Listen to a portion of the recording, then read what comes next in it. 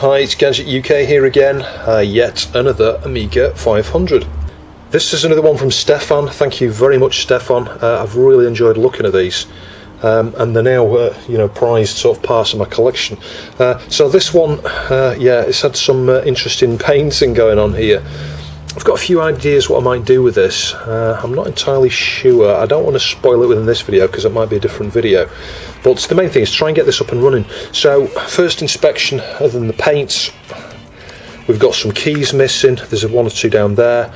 Interesting repair here. A screw through the key. I mean, you can see that's a replacement key. It's not the same colour as these. It's kind of like greyish. That might even be from a different Amiga or a different keyboard altogether, but yeah, I mean, it looks like an Amiga key, but anyway, yeah, there's a screw there to hold that in place. These aren't the Mitsumi ones, these are the Samsung keys, but I do have a load of these spare. I've got a full spare set. Look, the H is stuck down there and broken. There's a bit off the bottom broken there, look. So I might be able to replace the odd key there. We've got an interesting green thing here. This is an LED that someone's melted in line with the thing there. So I'm not sure what that was added for, because you've already got two LEDs on the thing to start with. But if we just pull this off, I've taken the liberty of removing the 2 or 3 screws, might be 4 screws that were holding this on, and I just flip this round. You can see it is indeed an LED, look. So why you would add an LED there, I don't know. There must have been some of the mod. It doesn't kind of look straight either, does it? It's kind of cut at a slightly weird angle, but nevertheless, that's that. You can see it's got a different model floppy drive. I've not looked at this one on my channel yet, I don't think, JU253. I've looked at these in the past, Matsushita, Panasonic. So that'll be interesting to see if we can get that working. This one is lacking all of the chips again. If I just pull the keyboard out, disconnect it from there. So we've got something here, those are the screws, yeah, I put the screws in a bag there. But it's missing all of the chips, so I'll have to borrow the chips from one of the other boards to, diagnose this and see what's going on with it. You might just be able to see down there, this is a Rev 5. So again, this would have had an 8371 on there probably originally. I've got an 8371 spare, and I might have, I think I've got a Poland and a Denise, but I ain't got any CIAs left. I haven't got a Gary. I've got a ROM. I might have a CPU. I think I'm lacking a CPU as well. But like I say, I'll just borrow the ones off one of the other boards just to see what state this board's in. I'm guessing it might have a RAM fault. That might be what's wrong with this. And then again, it might not have anything wrong with it. You might just find it works when I put a full set of chips in. It'd be interesting to see either way. It's got an interesting mod there. I don't know whether I remember seeing that on one of my other Rev 5 boards actually. A little transistor just sort of soldered on there with a wire coming round. So yeah, that's interesting. Anyway, the next thing we'll do is we'll get the floppy drive out. I'll test that on one of my other boards, I think, and we'll deal with that first. We'll just see if that's going to be straightforward. I'm not going to bore you with every single aspect of this because I have done so many repairs of floppy drives. There's the 4 repairs video I did, and then there's the one from hell, which was, in fact, there was a good one on that. There was Jamie's that was easy to do, and then there was the from hell, but that'll be that video. And there's lots of others. You could look at some of those other videos on my channel if you want to know more about fixing floppy drives. So I'll just remove the 2 screws that are holding the board in. I've got one there. These are Torx, by the way, these, and one there. Now I think if we carefully prise this clip at the same time as lifting the board, there you go, it's coming out, look. So we'll next need to remove all these hex screws from here because I want to have a look on the underside of this board. I mean, it might just work. If we just stick the chips in, it might just work, but you know what? It's nice to have a look on the underside, see if we've got any bad solder joints and things like that. So we'll just get all of these nuts off. So it's funny the things you don't notice on first inspection. It's missing power connector. Yeah, you can see someone's removed the power socket from this. So I might see if I can source a replacement for that. It might be quite hard to find one actually. The only other thing I can see is some corrosion here. But I think the board looks okay. I don't see anything else damaged or anything on here. Yeah, I see no other issues. I mean, there's a bit of solder there. Can you see that? That was probably from when the power socket was removed. Someone's just smeared a bit of solder on there. Everything else looks okay though, I think. It's in super good condition, this board actually, apart from the fact it's missing that power connector. It's very clean. It's really clean and tidy, that. It would be nice to save it. Well, just testing the floppy drive out on the A2000 here, it's working okay. So I'll just clean it up, but yeah, rest assured the drive is okay. Yes, the driver's working and cleaned up. One thing I would point out with this particular model, and it might relate to some of the others as well, if you would manually, as I did, wind the carriage so that the track, the head is right up there, so you can access the bar here.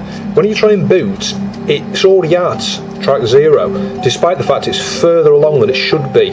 So in order to get this working again, let me switch it off. In order to get this working again, I had to wind the head manually, twist this here to move the head up here, so that when I powered it back on again, it would seek back to track 0, break the beam, stop at the correct point. Does that make sense? It's like I'd pushed it too far into the track 0 sensor there by winding it. And it wasn't correcting itself. It's not like it moves away from 0 and back to 0. If it's already at 0, it stays there, and it tries to boot from that, thinking that it's on track 0, and it isn't. So yeah, that's the only observation I would make. Well, that and the fact that it is missing the switches. Can you see here? So it's not got the disk detect switch. There's a blob of solder soldered on there. So it will boot from this disk, but if I was to take the disk out, switch it on, put the disk in, it doesn't detect you've changed the disk, so it then won't boot. Yeah, I'm not sure if I've shown on my channel. I do have a JU253 here myself and my spares. It's interesting, it's slightly different. This one's obviously a JU253-03P, and this one is a 33P. So on first inspection they look the same, but look at the tops here. That one's got PCB and that one doesn't. And this one's got obviously a large PCB there and then the spindle, and that's sort of embedded within, and everything's on the single PCB. So they are different. The buttons are even different. Can you see that one? Look at that one, it extends right on the inside there, the plastic, and this one doesn't. So yeah, they changed them quite a lot between the sub-revisions there. But I was just looking, just out of curiosity, to see where the switches were on this one. So you can see they're on that little PCB there. That's where the two little switches are. And on this one, can you see there's a couple of screw holes there? So there must be a small PCB that goes there, and then the wires are just soldered onto there. So yeah, there's nothing I can do about that. It's just going to have to be swapped out. I'll swap it out for this one, I think, and just put this one in my spares. I know it works, but it's just not got a disc change switch. I mean, in theory, I could, thinking about this, I could just bodge something there. It's a similar thing with the right protect, I don't know. I mean, I've got the two screw mounts there, so I could just, I don't know, make a little PCB and stick a couple little switches on there myself. I just need to get the right type of switch. So regards to the power connector, I think what I'm going to do is borrow the one off this Rev 3 board that I repaired in a previous video here. We'll just temporarily borrow the power connector off there. We can always put it back on afterwards because this board is in excellent condition. This is the one that had a lot of damage here. The sockets had to be replaced, there was lots of damage there. And there were other problems with this board as well, but in general that board is is pretty good now. So we'll just temporarily borrow the power connector from this. So interestingly, there are actually a couple of faults with this Rev 5 board here. I'll show you on the other side in a minute. The resistors that I think feed the Vidiot hybrid there are an issue. There's two of those, so I've ordered some caps and some resistors. We'll swap those out. I'll show you that in a sec. But there's an input problem. Can you see this? Right, if I just probe this pin here, this is either up or down. I think it's actually up, and it's just always low, so it's stuck on. Up is stuck, low it's on, should be high. And if I look at the down direction, it's in high impedance. Press down, it goes low. So it's like the pull-up's missing off that one, and this one seems to be stuck low, which is really weird. And I can show you the same thing on the other port, which does work. So we should see high to start with. Look, there we go, that's the up, and I press up, it goes low. See that? And the pin next to it, this is the down pin, and it's high. Press down, it goes low. And on this port here, up is always low. So when I show you in the sys test in a minute, or sys diag, whatever it's called, you'll see that it's always up. And if I press down, what's happened to the pull up there? So yeah, I think we might have two separate issues there, I'm not sure. I'll show you what I'm talking about. I've gone to joysticks. You can see, look, up is registering already. Press down, that does work. However, we've seen that the pull-up there seems to be missing off the down, and up is just always on. And the other issue with this board, can you see that resistor? It's burnt out. That indicates this cap probably needs swapping out, or that one. But also R405 there, look. So yeah, we've got some other issues to deal with there. So yeah, I have seen that before. It's I think it feeds the supply to the hybrid here.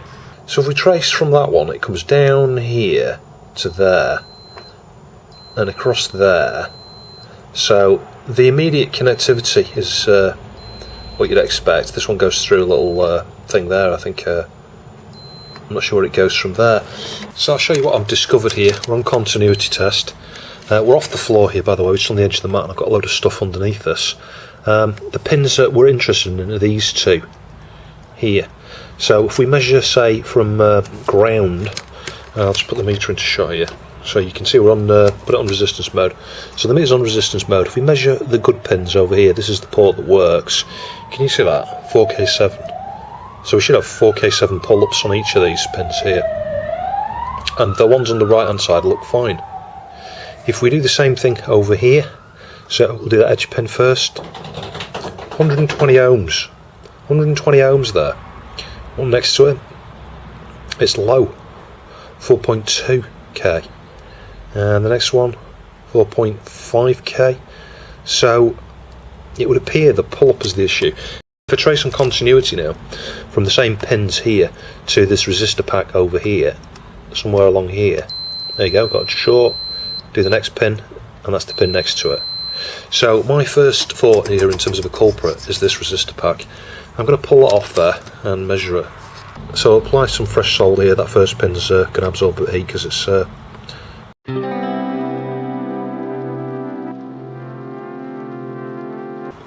you can see just with a gentle move there, it's actually started to come off. You know, I bent it just slightly from the other side. You tend to find that if you heat the pins that don't move at the same time as you wobble it from the other side, they'll snap off. I think they're all three apart from that one. That's it, they're all three. And if we just carefully pull that through, hopefully we're not lost any legs. Yeah, all the legs are alright. No board damage. So let's have a measure of this. Anyway, so we'll put that on pin 1 and just measure each of these. We should be seeing 4K7, that one's a bit low. Again, a little bit low, 4K6. 4K6, 4K6, maybe these are alright. It's got me worried now because I'm thinking, what's the short? Because one of them is 120 ohms, wasn't it? Wow. So that's alright, that is not the issue. So again, just trying to follow it, and again, we're off the carpet here. If I just measure from the first problematic pin here to the 157, we should have a short somewhere here. There we go. So it's that third pin there on the bottom left side, and the next pin is the third from the right hand side here. So it's got to be that. I mean, there is a resistor array here. Is that pulling on some of these signals as well? I don't know, maybe it's this resistor array that's the problem. And if we measure the resistance between ground and that pin, can you see there? 125 ohms, and the one over there, 39K. It's really odd. And those same resistances, obviously, you read them up here on the port. And if I was to, again, on resistance mode between ground, do the one on the right hand side, which works, just watch what we get here. Hang on. It's kind of infinite, look. There's nothing. And if I do the pins that are problematic, 124 ohms on that one, and 39K on the other one. So it's got to be that. It's got to be that. It can't be anything else.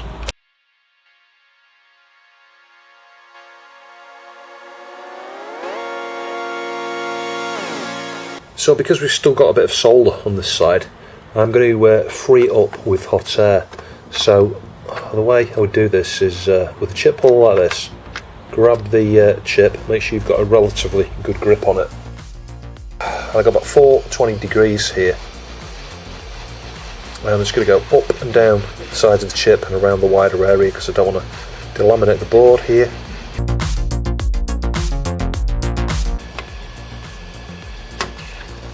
There we go, there's our chip. So whilst hot air's cooling down there, incidentally, if you're using hot air, put your airflow up to max to allow it to cool down quicker. Just saves wear and tear on your element and stuff. So the thing I'm interested in now, has our resistance to ground issue gone down? So if we measure from ground here to, and it was the third on that side there, open circuit, and the third there, open circuit. So it was indeed that chip. And when you've pulled the chip out that way, you may need to just carefully unblock like this. Just be careful you don't get particles everywhere. Clean this with cotton buds in a minute before we actually stick the socket on. And we'll just clean up with a little bit of IPA before we stick the socket on there. If there's tarnish, you could of course just go over them with the fiberglass pen as well. It just means the solder will flow a little bit better, but that's okay, there's no issue there. So let's get our socket on. I need to go and find an LS157 next. I'm not sure I've got any of those. Yeah, it's a bit crooked that, can you see that? That's why I only ever do 2 pins like that. Yeah, it's a bit straighter, it's not quite there.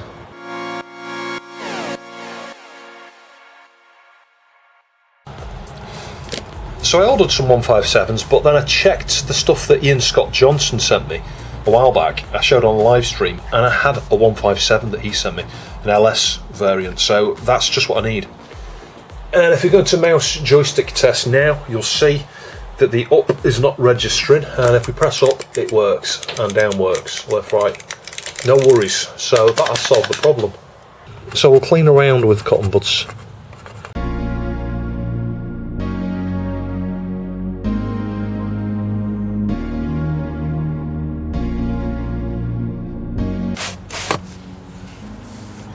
And there we go, you can see the solder points there looking clean, and the solder points there are looking clean as well. So when I spotted this problem earlier, I wrote CIA with an X down here, so we may as well clean that off now actually. And I previously also marked this as S plus P OK, and that means the serial and power law. I tested that earlier using the loopback dongles that I covered on a live stream. So my caps and resistors have arrived. You could uprate these resistors to like half a watt, but I've just gone with quarter watt again. I'm sure that when I fit some quarter watt resistors in place of these two here, they're going to be fine as long as we've swapped out these caps. We'll measure these caps on the ESR meter as well. I would hope to see you know, a higher ESR level. I've gone with some good Panasonic ones for this actually. So we'll start by just removing everything. The resistors are here, that's one. Let's get some fresh solder on. And the other resistor is between that point there. It helps you identify them as well when you get crazy blob of solder like this on here. And there. So the pins are kind of bent a little bit here, so you kind of got to heat it and try and lift it if you can. So with these cap points here, I've gone up to the highest temperature my station will go to, which is 480. Sometimes the best way to get these off is actually just to heat and pull them through and then unblock the holes. You might have more success. I mean, you can see I think I removed it there. It's just a question of whether it's come off the other side or not.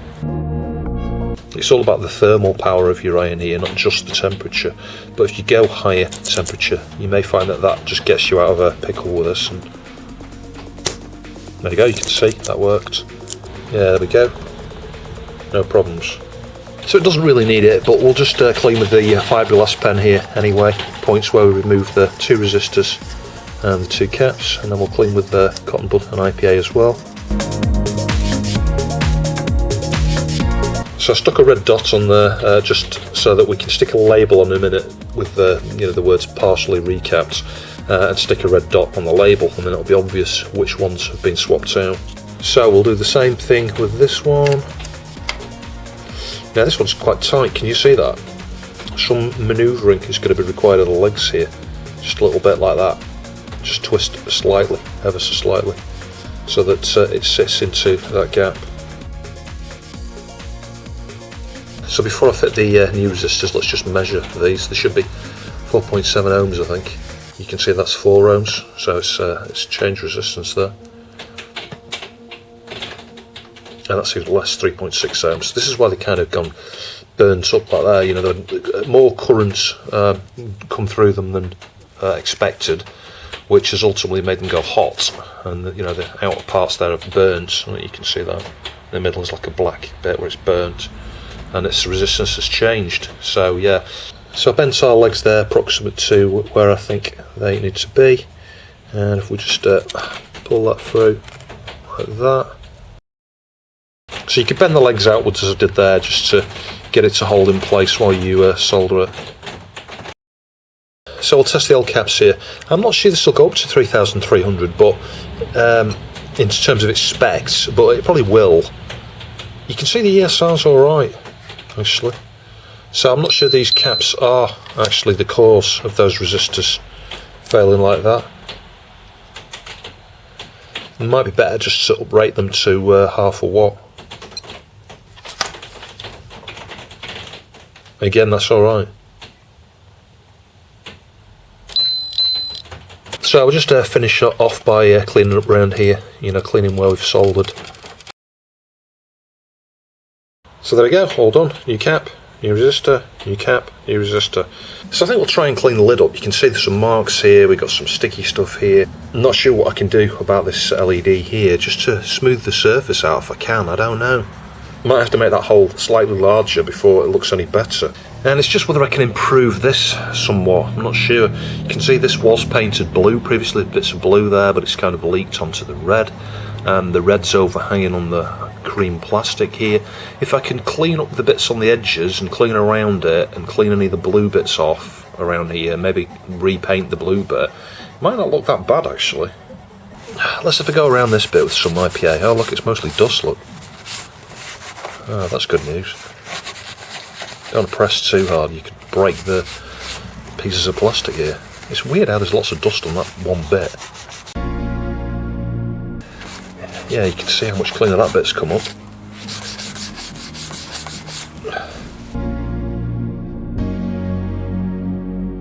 There we go, so that bit there has come up really clean. That bit's come up really clean. Obviously I need to undo around here next. See if I can get these black marks off. So you can see significant progress here. I used IPA and I've used like a little scratchy tool to get in there into the little bits. Now you can still see there's a black outline, we've got a scratch here. That scratch will clean up with a bit of Plastex. But I've got here now a needle and I'm just going to use magnification and zoom right in so I can see what I'm doing, and I should be able to get the very edges of these where the black is still there, and it should come off, and then just clean it up.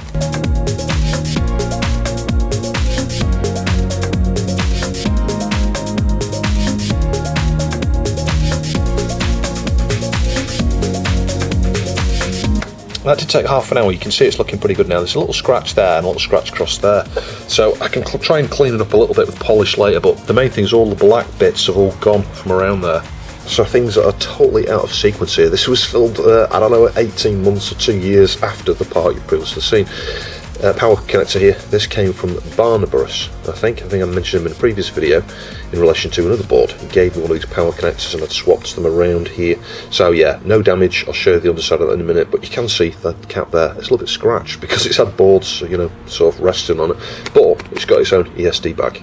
And there you go, that's the evidence of that. Part recap, repaired 2020. So yeah, this board is working as things stand. The next thing we need to do is deal with the keyboard. Got all that black paint off and stuff here, and I was able to get rid of the excess parts of colour around here. There's lots of red overlapping on the actual case, and that's all gone off. So yeah, I'm not really happy with this red, but it's pretty sturdy paint. The thought I did have, and you can see I cleaned up around the edge here as well, so that doesn't look too bad, was to recoat, repaint the Commodore symbol with a different colour at some point. I don't know. I think if I did that, it wouldn't look half bad actually. So a jump cut to much later. This Amiga obviously has been in sort of progress since, I don't know, 2019. After I lost my job, Stefan sent this with a load of boards, some 500 boards and bits and pieces, RAM boards and things like that, which was super appreciated. And yeah, this has just been sat here waiting for a new membrane. Now you will have seen me fix membranes a number of times on this channel. On this one I just think there were just a bit too many issues with it. And some membranes are easier to repair than others. Some of the Archimedes ones and the Amstrad CPC ones are far easier to repair. So let's get that off, that's it. Flip this over. I'm not worried about damaging the point where this enters and exits the thing here. It's another one of these where you pull it down. It's the Mitsumi one. Hang on a minute, let's just... The problem is, there we go, it's right next to the metal there, so there was no room to push the housing down. But just by virtue of pulling it before you've undone that, you can damage the carbon parts there. But anyway, yeah, I think I showed you where the damage was with this one earlier. It had a spill.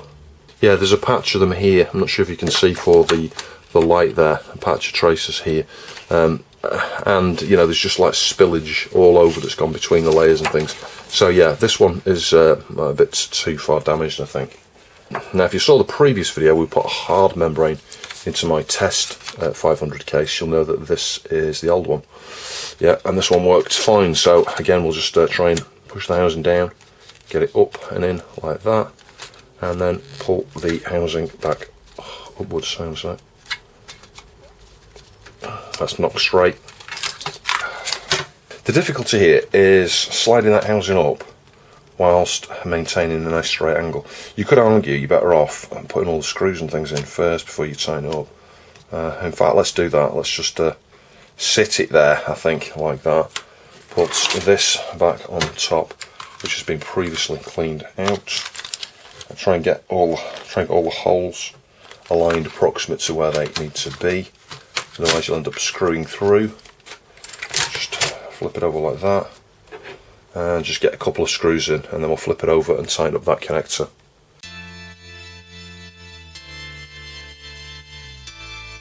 Anyway, that is going together okay. I'll get the other screws, I'll report back in a minute. And there we go, full set of screws. So let's go and test it. I think I'll test it on the 4000 just because that's conveniently nearby. So I've got the A2000 adapter here. The black line goes to green, green is ground. We covered this in one of the A2000 repairs, actually, this adapter. We'll just plug that into my A4000 adapter. So it's going from 500 to 2000, from 2000 to 4000.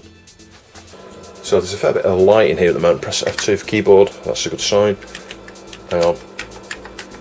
Yeah, the escape key was a bit flaky there, if I'm honest. But it did work after another tap. So yeah, that looks to be working, doesn't it? So left shift and return were not working, so I've just cleaned up the contacts here. The other thing I noticed is there's no LED. The LED is missing, so I've got an LED here. I can feed that through that hole, bend the wires around, and try and make something that will mate with the connections. I can't even see where they are. So yeah, I will need to experiment with that in a minute anyway. What I'm going to do now though is just carefully put this back on here and go and test it loosely before putting all the screws back in. It's a good idea if you've got keyboard faults, test it loosely before putting all the screws back in. Well, it did take me 20 minutes to work this out. I'm sure you may be screaming at the screen here. It's a 500 plus keyboard layout, this. You've got an additional key here, yeah? You've got an additional key here, I think. Or is it that one? No, it's that one, might be that one, I don't know. Next to the return, yeah? So where the return says here, I don't even think it's lined up with that, actually. Could be wrong. I think maybe that key's aligning with that. I don't know. But that's what the issue is, because if you look down here, look at, you've got shift, that, Z, yeah? As I position this, I'm not sure if you're going to be able to see this, but as I position this here, this key here is not registering. It's because there's nothing there. This is why the left shift isn't working. It's probably why the return isn't working. So, oh God, what were Commodore playing at? Well, you could argue they were playing at changing the keyboard. What was I playing at? Assuming that this was just a 500 keyboard. I need a 500 plus membrane. So there's probably nothing wrong with this membrane. Because you can see I drew a ring around there, drew a ring around there, I was measuring contacts, measuring the resistance under here. Yeah, going, it's a bit strange, the resistance seems alright. The return key was about 500 ohms instead of 170 or 160ish like most of the others are. So yeah, there's a bit of resistance there. But nevertheless, that isn't the issue. The issue is that that keyboard does not align with certain keys on the 500 membrane. So I'm going to have to hit eBay again and see if I can find a 500 plus membrane. I'm not even sure if one's been created for the 500 plus So a bit of a change in direction here. I'm going to fit an R6 board into that machine. This is this particular part has been filmed much later, along with the keyboard stuff. Now the Rev 5 board, it works fine, but I want a Rev 5 board in my collection because I've got a Rev 3, I've got a Rev 6A, I've got the 8A and stuff. I don't have a Rev 5, I've just got that one. So yeah, I've got two of these. This one came from William. This was a previous repair. I'll stick the link top right there. And it's got the shield and stuff. I just need to put the hex nuts and stuff in there. But I figure, let's use this. I'll probably send it out with this additional half a meg of RAM as well. We'll test everything out in a minute. So the next thing to do is get this into the base. So I'm waiting for yet another membrane. I'll talk about that as we get there. So yeah, got the screws for the keyboard there. Mustn't lose those. Keyboard PCB. The floppy drive cables. I've got a floppy drive, I think that's serviced. That may be in another repair as well. So then I've got a load of screws here, and somewhere I've got the hex nuts. I don't know where the hex nuts have gone. I'm going to have to go and find those. Yeah, the drive is just held in with one screw there. So get that out. You may as well take this out. I can put that with one of the other boards. So yeah, let's get this in now. Whilst this is a Rev 6, it's only got an 8371. So it can only address half a meg of chip, but someone can change the jumper over. I forget where it is now. I think it's JP2 down here, isn't it? And then they could fit an 8372. So what you've got to do with these, you've got to get this clip over here, don't you? Which is sometimes a fun thing. There we go. So the screws I've got here are some of the Torx ones actually, which did come with some of the, I think the earlier maybe even later A500. So yeah, that's just an interesting one for you, because in all the years I've worked on 500s on my channel, and 500 pluses, I've never come across one with Torx screws on it. But back in the day, they all had Torx in. So it's a bit weird. Maybe they got swapped out as they got upgraded, and I don't know. It's an interesting one. Let me know your experiences down below. Did you come across them like me, where you found that they always had Torx screws in, and then years later you found they didn't? Using the iFixit screwdriver here, got the correct Torx bit. So yeah, there should be a shield there, a piece of metal over that. I haven't got that. So let's just make sure that's not going to screw through. And it isn't, that's just right.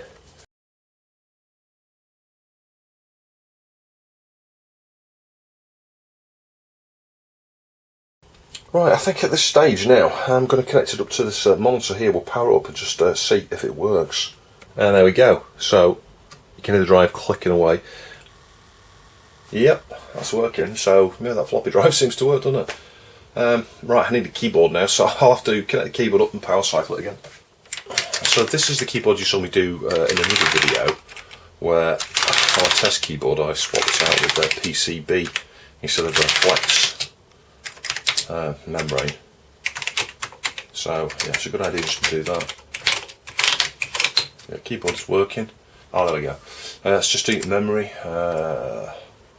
Half meg chip. Yeah, we've only got half meg chip. Let's just do test all.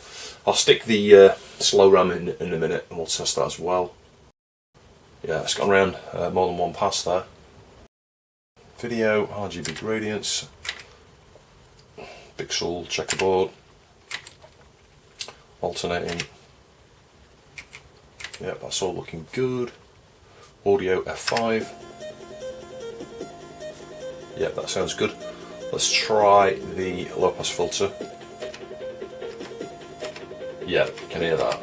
And it's also worth checking that LED when you switch the filter off or on. You can see it goes bright when it's off.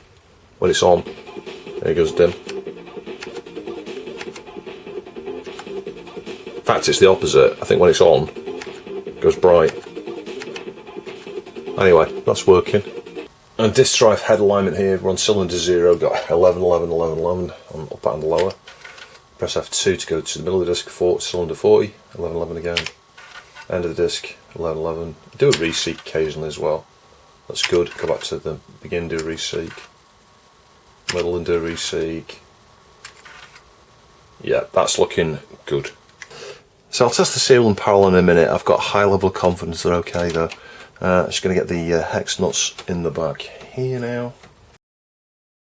So in order to get the drive the right height here, you know, it sits there, but then you can't really see that the fitting down there is standing off the board. So I've got some of these little hex spacers here. They're all different sizes. I've just measured up, and I think this one, if I can get it to go in, should do the job perfectly. Still got the original screws to mount the drive, but I don't think this is the original drive. Yeah, there we go. That's flat, I think. Let me just have a look at it side on. Yeah, it's pointing upwards ever so slightly. I'll tell you what, I've got another size here, got one that's marginally bigger. Let's stick that one on instead. It's always a good idea to have one of these hex standoff kits, because they're dead cheap, and you just find that you get all the different, well, a number of different variations, and they can help where you need to just add a bit of a spacer for things like this. Let's just get the one on the other side as well. So that should do the job, I think. Let's get that in position. Yeah, that's perfect, absolutely perfect. God, another 5 minutes looking for a screw on the floor. I tell you what, when I used to work on the floor, I never lost my screws on the floor. I never lost a single screw ever. So tested with a 0.5 meg of slow RAM there, and that's good. So the serial port is good. The parallel port is good. So something I only just noticed, there is a crack in the case here. Just at the point here. Let's see if I can show you. You can see it split there. Yeah, these two pieces are separated. So I'm just going to just carefully just pull it across like that so I can get onto the edge of that surface. I think that may have been glued before, you know, because you can see a tiny bit of glue on the side of it. Anyway, that should do the trick. What I'll probably do when it's dried is just heat with the iron in a few different orientations there, melt, just to melt it on the inside. That will just give it a little bit of strength there. You can see even this has been a bit mangled there. There's some glue there, as if someone glued this on, which is an interesting one. What we can try and do here with this is just push like this, sideways. You can see I flattened that, the two little notches that were stuck out on the end there. It's just like smoothed down. With a bit of plastic cleaner, a bit of glue will probably come off there. But yeah, it's weird, isn't it, how someone's done that? I don't know what they've done there. I think this is part of the inner edge here. Yeah, I think maybe they broke off part of the inner edge, and yeah, they have. They've glued, that's part of the inner edge glued to the actual catch. So, I don't know. Maybe it's a no hope of this one. So here we are again, take two, a number of days later. So we've got another membrane here. So this is another modern replacement. I'll post the link down below. It's nice, isn't it? It's you know, it's another plastic one. It's not a PCB one like that last one. But the thing is, if you look, let me just see if I can show you. If you look at the pads here, can you see there's two that are really close to each other? This is to accommodate the difference here with this extra key. If you look here, you can see there's two pads really close to each other.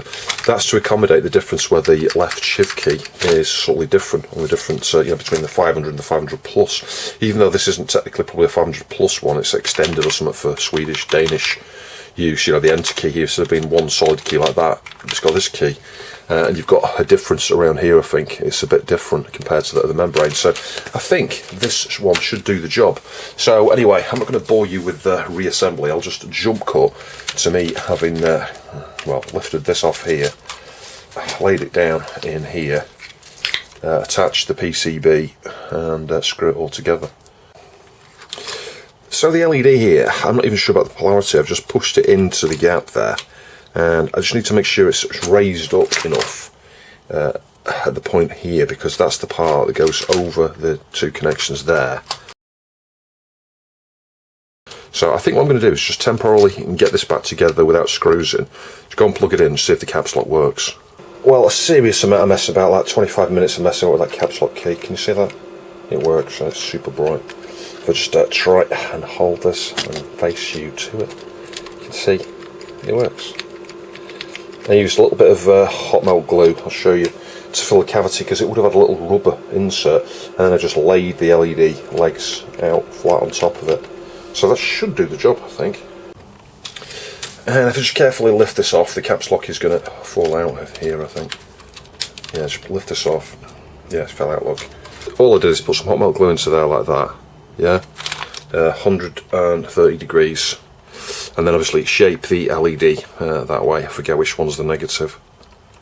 And it sits just over there. and it just sits there like that, and the glue just holds the legs up just enough to press onto the PCB. So all being well, that should be good to reassemble now, I think. When you assemble it, don't tighten this until the very last thing, because that PCB is now secured, everything's secured, all the screws are back in, but this connector is loose, and then it's just like, you know, push it up into position to hold. Because then it's holding in relation to the membrane. The membrane is perfectly aligned with that ribbon there. If you had the PCB slightly skewed as you screwed it in, you could actually, you know, mark or damage the actual connections here. I hope that makes sense. So yeah, don't, you know, you can test it, you connect that, obviously connect that up for when you're testing as I was, but then just disconnect it again, put all your screws in and just do that bit last. Oh God, this is cursed, this repair, this never ends. The number pad here, most of it is not working. So I took it back to pieces, re-inspected, couldn't see anything wrong, put it back together, tried again. Just with a few screws, still wasn't working, so I took it back to pieces. Done some connectivity testing here, and eventually traced this, followed the trace. The common connection that all the keys here have is they come down the trace here, and I was like, what's that white bit there? And zoomed in with magnification, and there's a break in the trace. You can actually see it, you can see two pieces of metal. So I am not happy. There's no way that could have happened. You know, when the back is on here, when the plastic piece is on, there's nothing to rub there. Yeah, it was screwed in while I was testing. And incidentally, that number pad has never worked since I assembled it. So that is what the issue is. The contacts here are nice and clean. They're kind of like nickel coated or something. So yeah, I've taken a photo up close to that. I'm going to contact the seller. I am not happy. He should replace it, really. He really should replace it.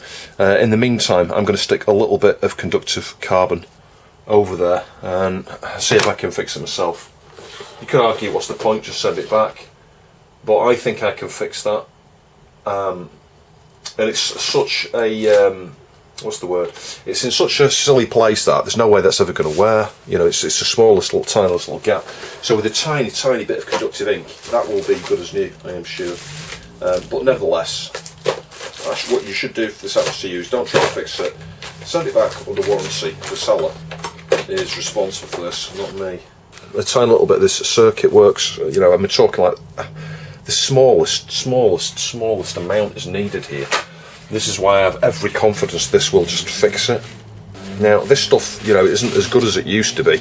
But what I mean is, you know, when you've got a tube that's pretty old like this, its resistance, it tends to not be as good as it should be. I'm just going to get a tiny little bit like that, and hang on, under magnification, just blob it over that bit. That is it. So you can see it looks like quite a large blob there, but nevertheless it's not. I'm just going to heat that at 100 degrees, just to kind of make it touch to, you know, dry to touch. Anyway, we'll just let that dry and we'll test it. What a surprise, I've fixed it. It's only been drying a minute, hasn't it? I used the 100 degree hot air and there you go, it works. Let me show you. And you can see the first keys I just tested there worked fine. This whole section here, none of these worked, and they all had that trace in common. So there we go, I've managed to fix it. But I will be complaining to the seller. And I think the very least he can do is give me a couple of quid back towards some conductive ink. Because I'm the one who's taking all the risk here. I've taken the risk fixing it. It's saved him a return. Strictly speaking, you know, I'm doing a review on this, he should be giving me bloody money back, but you know what, I am not that kind of person. I know that it's cost a lot of money for these membranes. He's selling them around 30 quid, he's probably buying them for 25, 20 quid, so he's not making huge profits on these. But nevertheless, anyway, I've shared this with you and shown you that if you do get unlucky like I did, and it's a small defect, you can see where the defect is, you can probably easily fix it. And I think reliability wise that would be good for a long time, there wouldn't be an issue. I'd be more concerned if it was actually the conductive, you know, the pads where the key goes, or if it was something right next to it, because when you press, yeah, it puts like a deflection pressure on that area, you know, because it's plastic, obviously plastic membrane. So, but there's nothing near it. The point was somewhere sort of down here, it's nowhere near a key. So I have every confidence that'll be good for decades. And as I say, our magic caps lock LED is working fine. I'm amazed I managed to get that bright like that, you know, actually working, so it's reliable. Yeah, I'm not sure if I got that totally aligned, because I think the cable should be all on the inside here rather than the outside, but anyway, I've got the cable tight on there. Let's just trim that off and get it back into the case. So some adjustment needs to be made to this mount here. Maybe the drive needs raising up a tiny bit or something, because what's happening, you can see the buttons pointing upwards ever so slightly, and it's not detecting a disk in the drive when the lid's on, but it will detect a disk change when you do that. Yeah, I think we'll call that a success.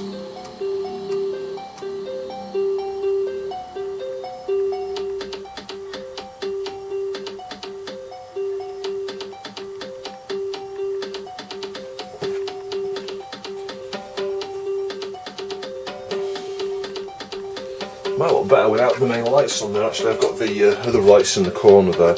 Yeah, they're providing a bit of... Yeah, it looks a bit better out without the light on there, doesn't it?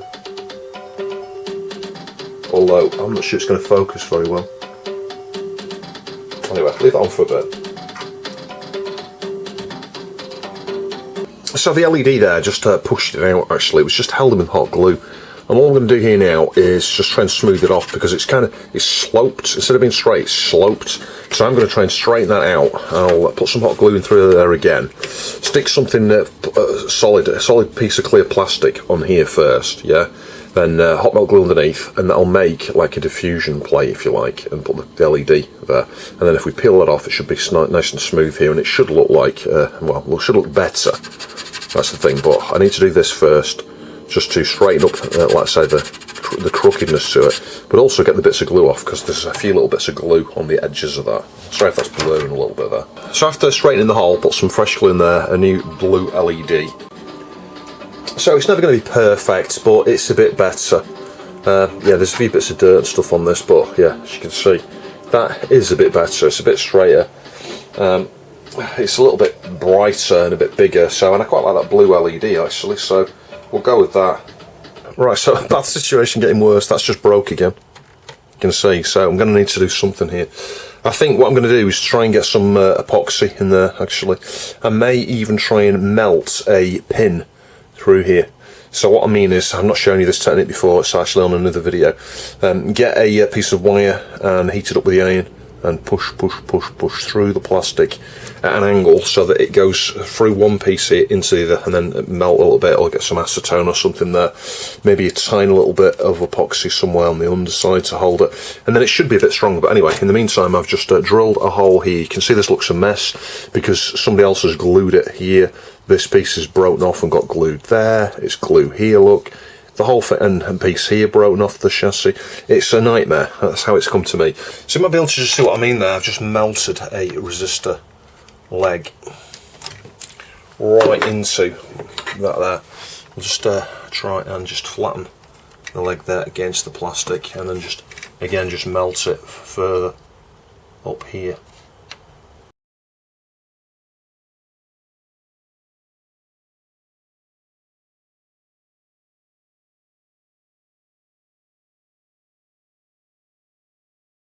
Right, I've had enough messing with this base. It's kind of beyond, really. It's glued really well here, yeah, but then when I put this back on, it's not sitting quite as upright as it should do. I'll sort of show you. Yeah, it's like you need to pull it upwards, which means this bit is sagging just ever so slightly. And obviously it's not clipping on. So I've ordered one, 15 quid for a new bottom part. So yeah, I'm not going to make my money back on this. It's cost me 30 quid for the blooming membrane. But yeah, this is all about getting this one up and running. So in order to try and reuse this, because the case comes with the cover here, which I'm missing anyway, the flap. And it would have cost me 10 or 15 quid for just for the flap there. So actually it's not all things lost, really. But what I do need to do is try and get this piece of plastic out of this clip here, and then at least this, when it's been cleaned up, it may actually fit onto the and this piece of plastic off here, look. So I'm now going to spend some time chipping away with the knife here, see if I can get rid of these bits of additional plastic, and then maybe we can reuse this. Worst case is it can ship without it. It's not the end of the world. It just looks a blooming mess. You can see it looks a bit ready here. I'm just using a flat blade here that I'm just getting super flat and level, and you can just literally just push sideways. You've got to be careful obviously not to mark the plastic, but you can see it just comes off in whole chunks like that. So yeah, it's a bit worn here where I scratch with a pin start, but you know what, I can use the fiberglass pen on any of these areas to smooth it down. I actually think the end result should look pretty good. I really wish I'd never started this Amiga. It's just like one from hell. It's white underneath. There's like a bit of black, there's a bit of blue, there's a bit of red, there's a bit of white. Yeah, it's white. It's really white. I mean, the only good thing is the more I go over the surface in a straight line like this, it smooths the white off. So we may end up with a white thing here. Honestly, do not know. You know what? That doesn't look half bad actually. So it's a little bit dirty down here in this corner. So I mean, there's a number of things I can do here, and obviously the C is a bit scratched and stuff. So what I can do is use the fiberglass pen on here, and that will smooth off any scratches and marks on the C. But the background is white. It's like solid white. I don't know whether that's a factory thing or what, but the paint there is really, really thick.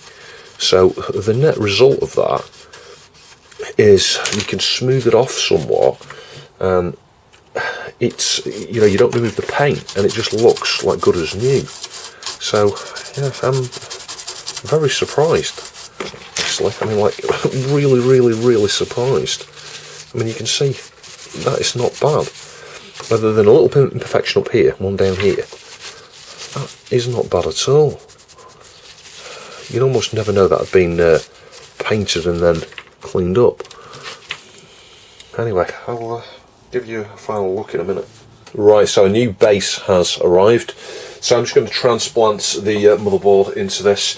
It just means that this part here is now structurally sound. It's all solid. It's in very good condition, this, and obviously it's got the trapdoor there. We're still going to be missing this. I don't think the other one's going to fit in there unless I can manage to get the piece of plastic out of the clip part that clips on here. So using the bench power supply that was donated by Ian Scott Johnson, you can see we're drawing about 0.017 amps there on the 5-volt rail. The LED, you can see, is illuminated. So yeah, it looks a bit better. It's not perfect, and you can see I've just soldered these wires on here. Got some heat shrink to slide up there onto the LED. But I've got a 4K7 resistor in series. It's a super bright 5-volt LED. This, so I think that's going to be fine. It's drawing a low amount of current. It's not like over bright there. I think that will do the job. Yeah, so I'm going to send this out with the CPU booster in there, just the 14 megahertz one, I think. I've got this wired to the output of 74 ACT chip there, so it should have enough drive there to be able to power that. Obviously there's a resistor in series. The brightness is exactly the same as when I was testing on the 5-volt rail, or the 5-volt power thing there from Ian Scott Johnson, you know, the power supply. And you can see the LEDs on all the time. Now if I just do a soft reboot, see it flashing? Yeah, so it flashes when it's actually in use, when the memory is in use. So that just disables the RAM. So if I do a long reset, I'm just holding down Control Amiga for 7 to 9 seconds, something like that, let go. You'll see it just remains on constant. It's not flashing. That shows that the RAM is not in use. And then it should throw up the stick a disk in screen there. So yeah, that's working. So just a final test here now. If I switch this on, yeah, when this flashes, that shows you that it's accessing the RAM there. And just pointing at the monitor there, if I just watch this go through, we've obviously got now 1.5 meg. We've got half a meg of chip RAM, 1 meg of slow RAM, but it's actually fast RAM. It's in the slow RAM area, but it runs 14 megahertz fast with this particular accelerator. And everything there, including the animations and things, are faster. They're noticeably faster. You'll know what I mean if you've tried this game with an 030 running at say 50 or even 33 or 40. You see some of the transitions, it's just like a pattern thing. Just watch. I'm sure it does it. That's a fade. That there, all of this is quicker, and you'll notice that on a faster CPU. But because we've got that extra meg as well, it caches a lot more, and it's just generally quicker at loading. When it goes round the loop, I've described this before with this game, it goes round and loads the demo at the same time. Things just like that, those transitions there are just like almost instant. So I can tell that that is working at 14 megahertz, and I've gone into the performance thing and stuff, just made sure what it is. But the key here is if we hold Control Amiga down. Did I just say Amiga 3 times? I think I did. There aren't 3 keys, trust me. But anyway, hold it down and then let go. The LED down here is no longer flashing. This particular game will probably come up saying insufficient store because we've only got half a meg of chip RAM. Someone could upgrade this to a meg of chip RAM. They just need to fit an 8372A. And obviously either fit the RAM on the board or in the trapdoor slot, but there you go, insufficient free store. But I guess the key is, if you were now to load a game from floppy drive that way, you're not going to be hindered by, well, not really hindered, but you're not going to have any incompatibilities. Well, believe it or not, I've precision filed that. It took me ages, about an hour and a half, but you can see it comes off okay. So yeah, it just needs a bit of a clean. It's a bit scratched up there. But what I had to do is get all of the plastic out of that channel to make that totally smooth. And there was glue all up here, there was glue all over here. It's got a sticker on there, so I'm now going to go polish that up, give it one final file just to make sure it fits a little bit easier, and we're all done. So that was very fiddly. You can see all the plastic dust and stuff around here. So I think I need to hoover up actually. And there we go, reassemble. So I've got 6 brand new screws for the exterior there. It's not looking too bad at all. It's cleaned up really nicely. There's the odd mark on the case that just needs clean off because that hasn't had a wipe in the months or years that I've been working on this one actually. But hopefully you'll agree this area came out okay. You know, all of the overshoot around here came off. That is now white with the cream badge thing in the middle. And you know what, it doesn't look too bad. I mean, in the light you can see, you know, it looks a bit scratched up in places around here. There's like a bit of wear around this area here. But yeah, all things considered, it's not too bad. And it's nice that it's got the 40 MHz booster in there just to give this a bit of an extra lease of life, I guess. So there are a couple of keys in this light that stand out a little bit. That one does a little bit, it's brighter than that one. And even from that angle there, you can see the H looks a little bit, you know, a wee bit brighter than the others, but it's not too bad. There's very little fading on them. The caps lock is still working, and obviously it's got a replacement membrane in there for the keyboard, and the caps lock is nice and bright. Every key works, so yeah, I'm very pleased. I've tested the serial ports and stuff on this. Joystick port works, mouse port works, external disk drive works as well, so I think we are all done. So this base I'll just put in for recycling.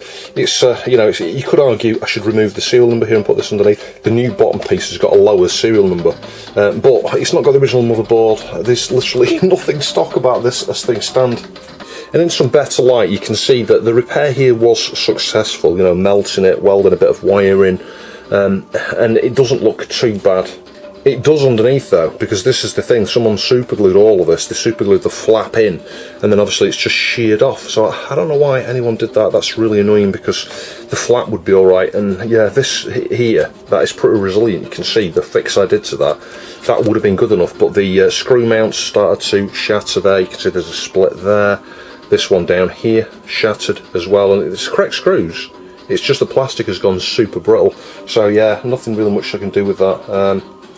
I may just keep this for testing, for sticking a board in, so that when I'm testing on the bench I've got something to stick something in. That might be an idea. Yeah, so a bit of a disjointed video. Some of the stuff to do with the keyboard will be covered in another video where I just cover a bunch of keyboard related stuff really. You'll notice there was a screw through one of the keys, wasn't there?